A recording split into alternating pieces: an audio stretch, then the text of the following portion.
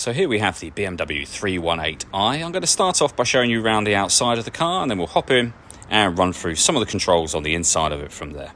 From the outside, you can see it's a four-door car with alloy wheels. We're going to start off inside the boot area of the vehicle, first of all. As we approach the back of the car, you can see we have reversing sensors and plenty of boot space in there as well. Okay, so we're just going to work our way back around to the front of the car, and then we'll hop in and run through some of the controls, as I mentioned, from there. Just briefly before we climb in, I think it's well worth seeing the interior from this exterior point of view. There's plenty to run through on the dashboard, so let's hop in and we'll do that now. Okay, now that we're inside the car, we're going to start with the dials. Over on the left-hand side, we have the speedometer and fuel gauge. On the right-hand side, the rev counter.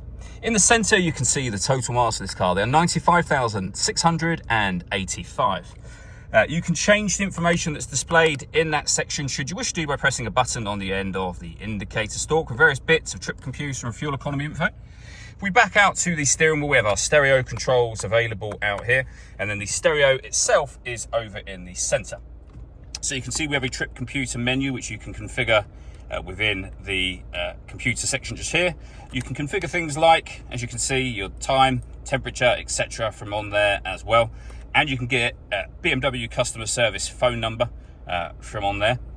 Audio is where you will find your AM and FM radio, your CD player and auxiliary input as well. Below that we have dual zone climate control. You can adjust the passenger and driver temperature. You can increase and decrease the fan speed, as well as determining what direction you'd like the air to be distributed in just there. The air conditioning is on, so that's off, back on again, or hit auto. The car, as you can see, will take full control of the fan speed and direction of the air to maintain the two temperatures you've asked for. You can manually override that whenever you wish to.